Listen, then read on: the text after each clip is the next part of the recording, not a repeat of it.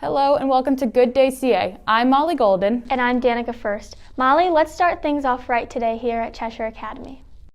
Sounds great, Danica. As winter activities come to a close, it's time to start choosing spring after-school activities. CA students have recently gotten emails about what spring activities are being offered. Students can choose from lacrosse, baseball, softball, tennis, track and field, golf, team manager, Couch to 5K, the Spring Music Festival, Science Olympiad, Good Day CA, social media intern, student activities intern, college counseling, knitting, and sports fields. To pick your activity, log into the portal and make your selection. You will get a confirmation email from Ms. Giano after completing the form.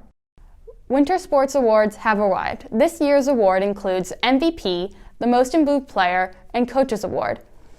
For boys basketball, Ethan Azwuska and Joseph Otrowski were given MVP. Cole Wisink was Most Improved Player, and Aiden Goffray won Coaches Award. For girls basketball, Elena Garcina, Julia Fizzino, and Megan Olmstead all received Coaches Awards. Caitlin Parrott and Thomas Crayley got Coaches Awards for the fencing team. Finally, the Trustees Award. The winners of these awards have been chosen on how well they embody the pillars of Bowdoin. This year's recipients are Ethan Azwuska and Megan Olmstead. Both are from basketball teams. Congrats to both of the winners.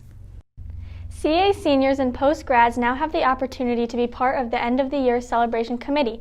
The committee will plan the celebration to take place at the end of the year for all the seniors. The group will meet every Monday in April, excluding April 19th, at 12:30 p.m. If you are interested or know any seniors or post-grads who are interested, contact Ms. Ornato Giano. On March 2nd, Cheshire Academy hosted a Family Feud event. Each advisory group at school got the chance to answer questions in hopes of winning a cash prize. Team Lynch won the first round, Team Heritage the second.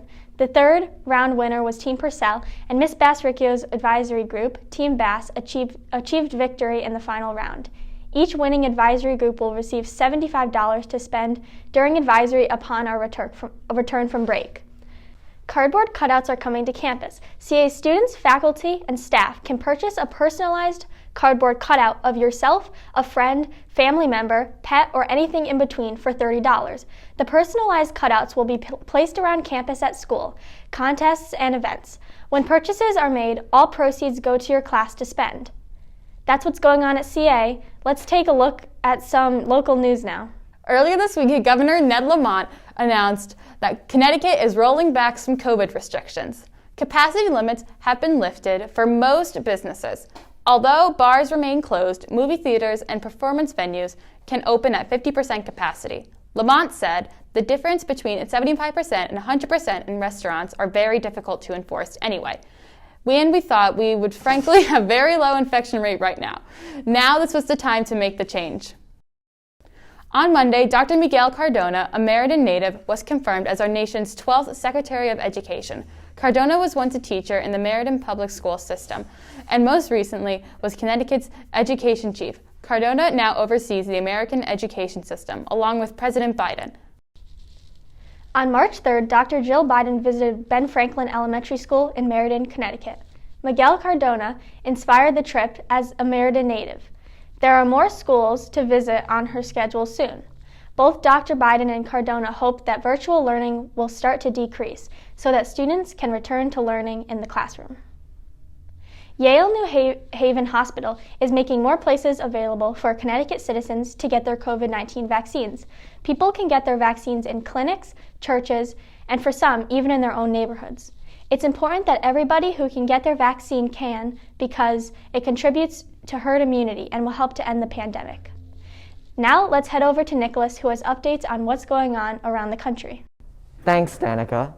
On Saturday, President Biden's $1.9 trillion package, called the American Rescue Plan, which includes stimulus checks for Americans, passed both chambers and was signed by the president. In the Senate vote, every Democratic senator voted for the bill, while all Republicans voted against, resulting in a 50-49 split. While the $15 minimum wage increase was not in the bill the Senate passed, it was in the bill the House passed. It was removed to prevent a filibuster in the Senate. The House voted recently to pass the bill with the 220 to 211 split. All Republicans and one Democrat voted against the bill. President Biden signed the bill on Friday afternoon, ending the approval process. Last Wednesday, the House of Representatives passed H.R. 1, a voting rights and reform bill. The bill passed with a 220 to 210 vote. If the bill passes the Senate, it will significantly affect voting across America. Early voting and mail-in voting would be encouraged, and more absentee drop boxes would be added across the country. People would be automatically registered to vote if they meet the requirements. Republican leadership does not support this bill. They say it will damage voting security and increase voter fraud.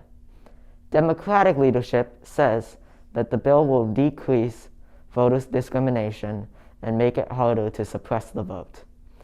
This bill is not expected to pass the Senate unless the bill is altered or the filibuster is removed. There's been some news about President Biden's cabinet as well. Neera Tanden, previously nominated for the Office of Management and Budget, has withdrawn her nomination over controversy with her past tweets about both Democratic and Republican leadership. Her replacement is currently unknown.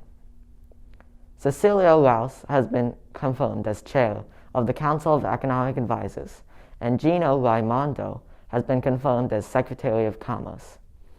Merrick Garland has also been confirmed as Attorney General after a long process. Finally, the Johnson & Johnson vaccine was approved for use in the United States on February 27th. The new vaccine is the first single-shot vaccine in the United States. Both the Pfizer and Moderna vaccines require 2 shots. Currently, it's only for emergency use because it has not yet been approved for normal use by the FDA. However, this is likely to change in the future, and the vaccine will be used for normal vaccinations. Now let's head over to Faiza, who has an update on the Mars rover.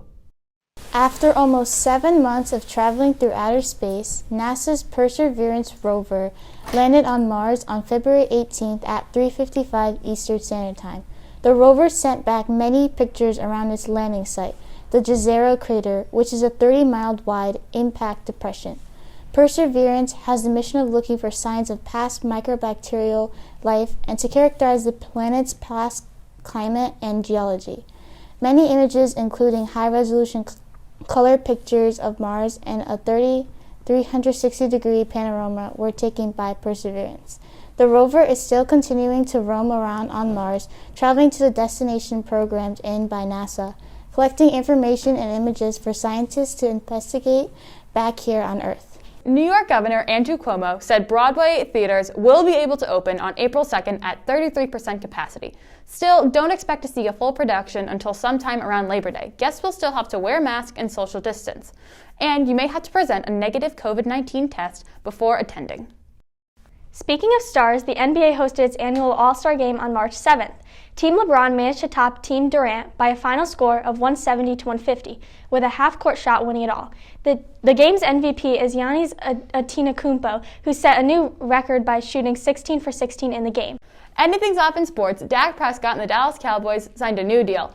Prescott signed a 4-year, $160 million contract with a $126 guaranteed and $66 million signing bonus. Prescott will be coming off a difficult leg injury suffered in Week 5 of last season. We'll see how he returns with the new contract. That's all for Good Day CA. Thanks for tuning in. Be sure to join us for our next show in just a few weeks, where we'll be discussing all things Cheshire, local, and national news.